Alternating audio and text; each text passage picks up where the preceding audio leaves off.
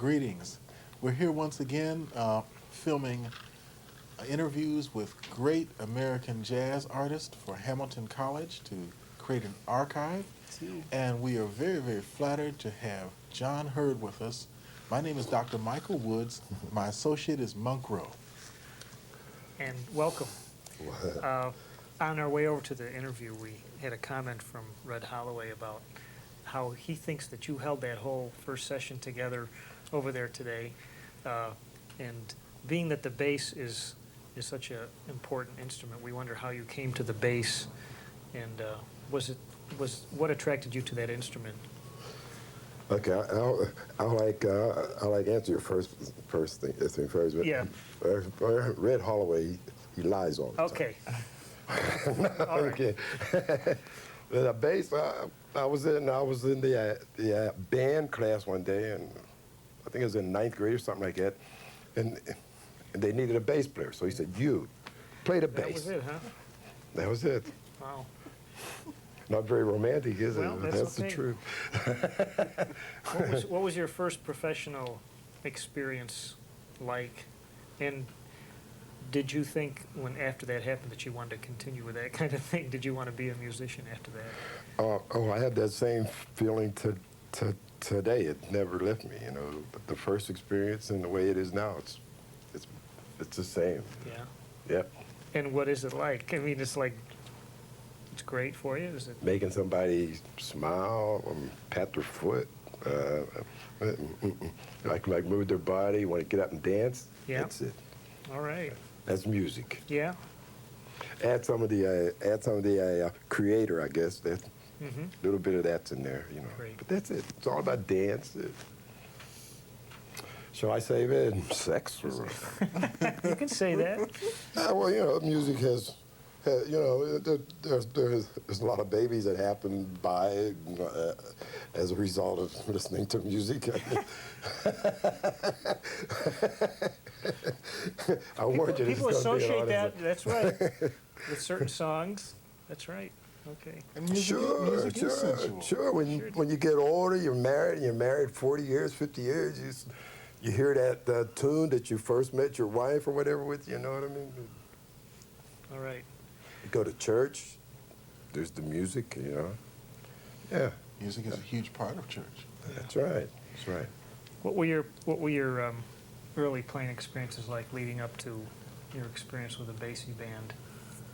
Early on, yeah. Well, my first job was with Tommy Turntine, who was Stanley Turntine's older brother, and J.C. Moses was in the band.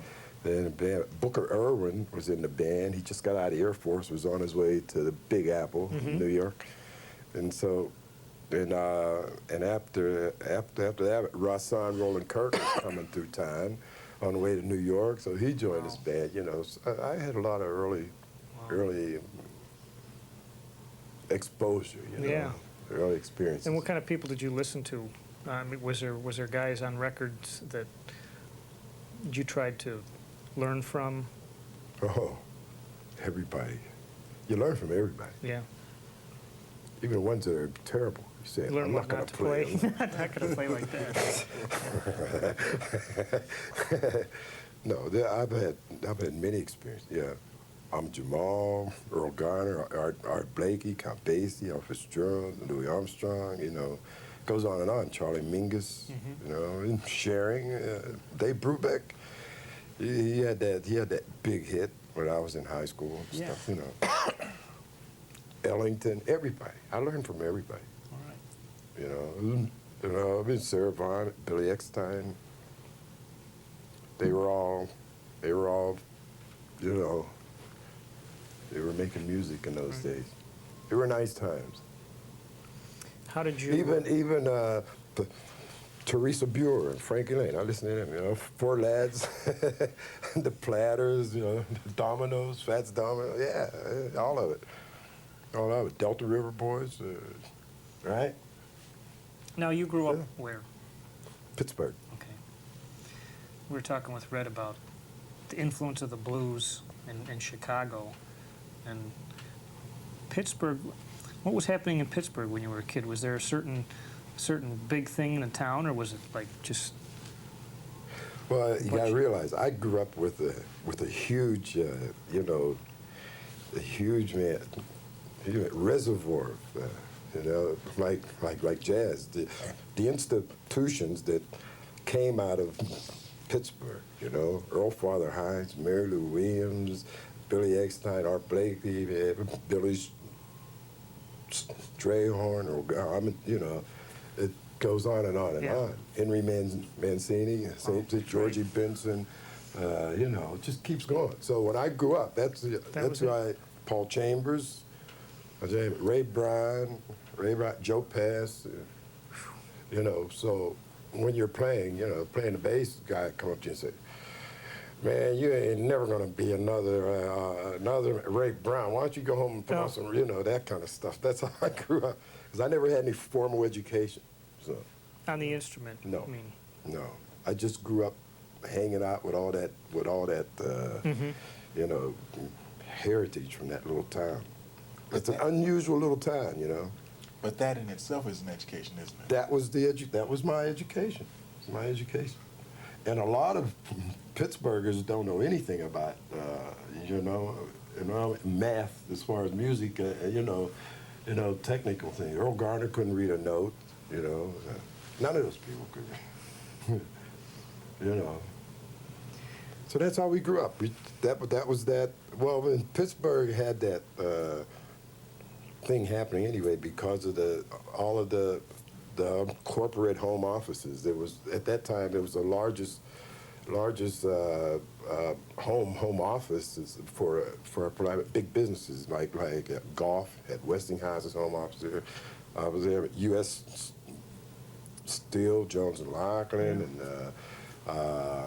you had Rockwell, you got Hines, you know, you had 54, 55 corporate offices at that time.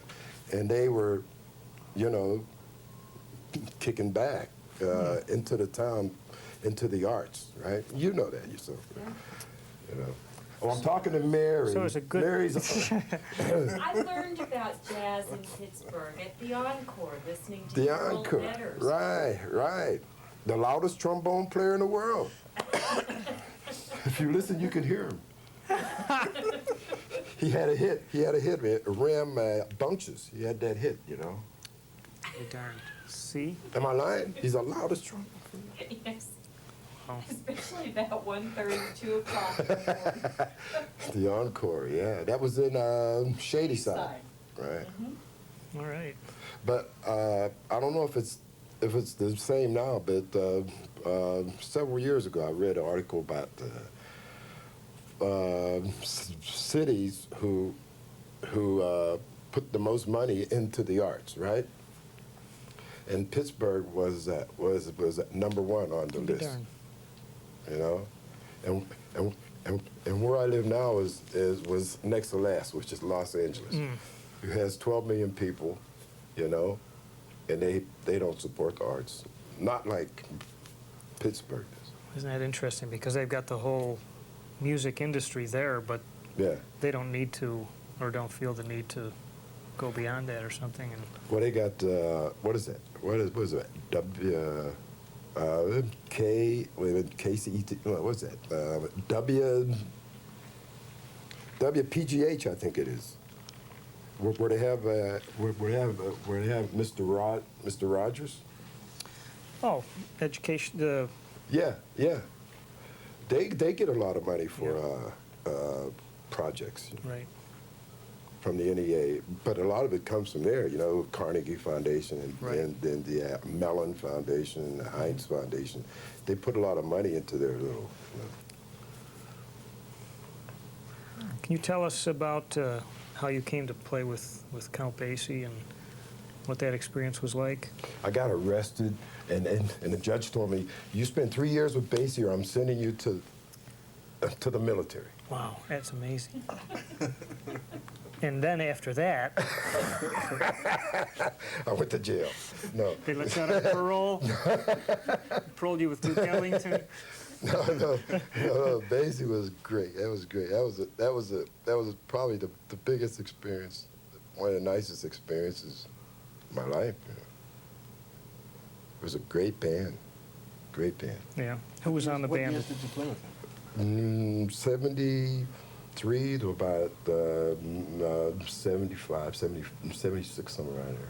Then I went back later on for about a year, you know. First I joined Cal at Jader on the West Coast. I lived here with Ahmed Jamal. Then I went from Ahmed Jamal to Count Basie. Wow. And I couldn't read music. Well, that's interesting. When you get the bass book for Count Basie, what does it look like? Is it chord charts? Is it, you know, or did you learn by listening to the band? Actually, I could sit from the chord charts. Yeah. Yeah. But reading notes and things like that, I wasn't very good at. But how did you catch all the kicks? I knew the music. Oh, okay. Before you got there. When I first joined him, this is the truth. You can ask Al Gray about this, right? He was there earlier. You can ask him about this. When I first joined the band at Disneyland, I showed up and they had this book there. I'm leafing through it, you know, acting like I knew what I'm doing. But then, so the band hits. Count Basie's like noodling as he always did, you know. And by the way, they could tell what was coming up by what he was noodling. Oh. So it'd be noodling. So I asked Al Gray. I said, what number? Al said, 241. And another guy said 590. And another guy said 17. Wow. In the meantime, Basie's noodling. I'm saying, we're good. So the band finally goes into this thing, and I played it because I knew the music, you know. And that's what they wanted to know if I could do anyways. So that was your audition, almost. No, that's Trial by fire, huh? Yeah, right. Jeez. But you passed. I passed. That's great. Did you do significant traveling with them? Yes, all over. Yeah. Tell us about some of the times on the road with that band. No, no, I can't put anybody's, can't tell lies on anybody. If you hear anything, it's all lies anyway. But I just had a wonderful time with that band. You know, did they tell you about the Bat Club, Al Gray? We heard about a court system that they had. Oh, Al Gray told you? Yeah, Oh, good. but we didn't know about the bat system. The bat system was a little different. Want to tell us about that? Whoa, that's how you wound up in court. No, I won't go into that. I just thought I'd leave that hanging. See, that's a little bit of suspense. You can ask somebody about that.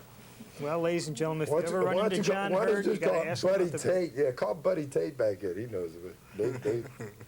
Those were the elders in the band. See, when Yeah. I was in the band, I was just a youngster, so Yeah. I wouldn't. I can't do that. Well, Al told us quite a story about when he was the new guy, and they really, you know, gave him some initiation. Oh. Was that the same with you? I mean, No, I guess it wasn't. you know, to me, I was kind of an outlaw when I joined the band, I guess, because I basically would be on the road, like traveling from. We'd do a gig, and then there'd be one of those hit and run gigs, you know. You get those once in a while. You go on the way to something, you have to drop off, play a gig, and keep going. So we had this hit and run gig down in Florida. We played in Lakeland, and we had to go to Fort Lauderdale or something. So I basically I always had these sandwiches next to him, you know, and so I'd wait till we go to sleep, and I'd sneak up and rip off a sandwich. Man, this is a routine. This is a routine we had. Everybody used to crack up. So I'd be back there eating like crazy. And before I get it done, every time, man, I hear this noise up front. Where's that? Oh, cut that. No, everybody saying, no, Chief, don't do that. I'd be back there talking. Papa. It was a routine every night. Yeah. That every time we walked into a restaurant, we'd have a pull into a restaurant or something. He would, he'd have his plate there, And every time I walked by, he would start raking things in because he thought I was going to. He'd look at me until I walked by. It was great. Wow. I had a great reason. I used to call him Papa. Yeah.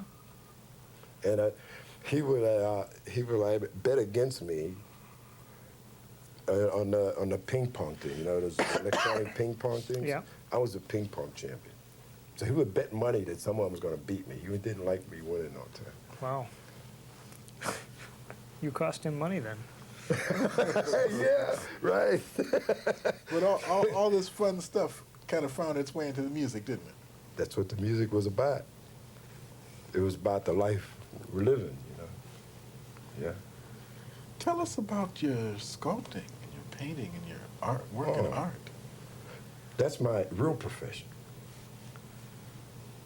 Was this something that was always part of you when you were doing Since music? I was 9. Yeah, Yeah. but you got into the music Yeah. and did that for a while, but now you have this this Well, I profession have in a the whole arts. different concept about those two. You know, in my artwork, I want to put the music, and in the music, I want to put the images and stuff. You know, Uh-huh. the colors and that, textures and stuff. So I got it all kind of turned around, but it works. Sounds like a good concept. It works. It works. And you continue to do that now, and Oh yeah, how much are you playing? I'm playing enough. As much as you want? Yeah, Yeah. yeah. I have a band in L.A. called The Elders. You'll be hearing about this band. All right. And Tootie Heath is in it. You know, Tootie. Herman Riley, who works with Jimmy Smith at the moment, and Phil Wright, pianist. Herman plays reeds, and Phil Wright, pianist. He's a arranger and a composer, you know, vocalist and all that stuff. And we have a great little band in LA. You'll be hearing about it. Look forward to It's that. really a great band. From the places you've been in the country, is there places you'd rather not play or places you would rather play? I mean, is there pretty much the same? Magic pervades all that. You know? Yeah. Yeah, it has nothing to do with magic. Drop me off anywhere. We'll have fun. Well, you ought to sell some of that then. What's that? Your magic. Oh yeah, that's what I do every time I get on the bandstand, Yeah. man. I try to, that's it. Great. That's my concept. Mm-hmm. The dance and the magic, that's it. There's nothing else. There's no math. There's no Hindemith and all that crap. You know, it's all like, it's all about dance and magic and smile. You know, Aaron Sure. Copland was asked to judge a contest of 20th century music one day, and they asked him, they said, what do you think of most of the scores that come in for the competitions? He says, very little of it sings or dances. Mm-hmm. I think that's what you're trying to say. That's it. It's got to sing, it's got to dance. Yeah, that's right. That's what Ellington and all them made remarks like that at one time or another. Are you a dancer? No, no. You move I like can a run, dancer. though. Yeah. No, I can't dance. I mean, I can clown around, but Yeah. I don't take it. I'm not a dancer. Uh-huh. Maybe that's something I should work on. Yeah. On the way over, you were talking about living in L.A. I knew you was going to bring that up. Well, you run out of questions, interesting questions? No, I or was what? interested because, you know, like you said, you're a pretty honest guy, and I said, do you like living in L.A.? And you said, no. Yeah, everybody there knows it, too. Yeah. So it's no big deal. Why do you live there? Because my wife and daughter was going to like it. That's a good reason. That's the reason, man. Yeah. They like it. They ain't going nowhere. Yeah. So, and I'm their puppy, so I'm not going nowhere. Yeah. Yeah, Okay. it's not that bad. Yeah. If you could call your shots, if you could live anywhere you wanted to, work anywhere you wanted to, Yeah, right. where would it be? Work anywhere? Yeah. Well, I do work all over the place. You know what I mean? I work all over. But you mean like living in a place? Uh-huh. Yeah. It doesn't really make any difference where you live, you know. And LA has enough, you know, talented guys out there. It's monsters that you know, you can get something happening. It's just the other way of life. Just you know, I got a huge family back east. You know. I'd like to be around them. That's all. And LA's not a family-oriented town. You know? Uh-huh. So I kind of miss that on the East Coast. Some of our folks have been talking about Joe Williams. And wondered if Joe ever had the opportunity to play with you on the same bandstand. Joe Williams? Yeah. Yeah, I recorded with him. Yeah. I just worked with him not too long ago. Yeah. Yeah, he has a great. There's a nice album I recorded with Joe. Great. Yeah. Who else was on it? He had Benny Golson, Thad Jones. Who else? I can't really remember. Did he have Eddie Lockjaw, John Davis? I can't remember all the guys that was on the tape. It was great. It's very nice. Well, I've done several albums. Have you always stuck with the acoustic bass? Yeah. Good for you. It's not I'm not Well, making an issue out of it. That's nothing just, like it, I know. That's just what I play. you Yeah. know. Yeah. I'm not in the industry. I'm not, you know, I play this music. This Yeah. music, and this works just fine. You know, Yeah. if it ain't broke, Right. don't mess with it, right? So I try to get out of the way as much as possible. Mm-hmm. All right. Got any more questions, Mike? I just would like to ask you if you wanted to leave a word with students that you knew would be watching Yeah. this interview, some things that you could tell them about music, to put the magic in it. Yeah. What would you tell them? Well, clinics don't like to hire me because what I have to say, I say it in about 15, 20 seconds. You learn the basics and you get out in the world and you learn what the music's about. Yeah. And that's it. It ain't about school or it ain't about nothing like that, you know. And if you want it bad enough, you'll get it. Everybody doesn't accomplish those ends, you know what I mean? But if that's what you want to do, that's what you do. Some guys go to institutes of higher learning, and they, you know, like your Juilliards and all that stuff. And you have other guys who went there for like a month and dropped out and became legends, like Miles, you know, other people, you know. So it all depends on the artist, you know. But you learn the basics, and then get out of the way. You make somebody smile, or pat their foot, and get up and dance. That's it. All right. There's nothing else. Oh yeah, you gotta put some of the creator in there. That's where it's all coming from. Uh-huh. That's the part about getting out of the way. You know? Mm-hmm. Great. Where's your next exhibition? I don't have exhibitions. I just do commissions. So I'm working on myself at the moment. Uh-huh. Someone commissioned me to do a self-portrait playing the bass. So I got this up here with the neck of the bass in my hand to here, you know. Well, It's turned out very nice. that's great. Get to do yourself. I'm ugly, boy. My schnoz, Yeah, boy, characters this schnoz, man, I tell you, this schnoz is kicking the shit out of me. I like to say that. Hard to get it down, huh? Yeah, there's so many different little things happening here, but it's coming. It's coming. It's really looking nice, and you know, I don't deal with galleries. People know what I do, and they contact me, and I sell. You know, at a reasonable price, and they're getting something that's probably Unique. valuable. Yeah.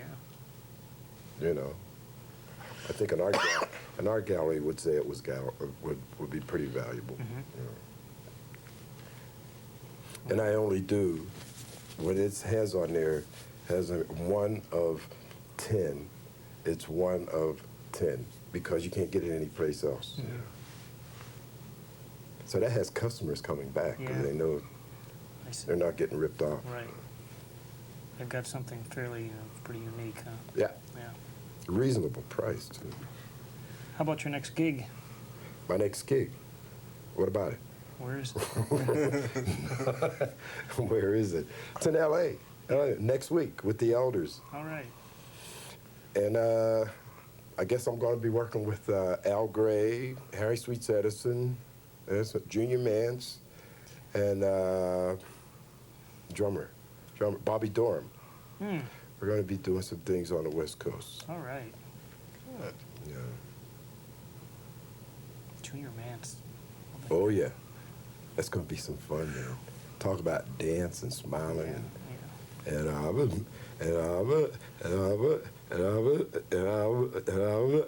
sex. Let's have deep fried foods and booze.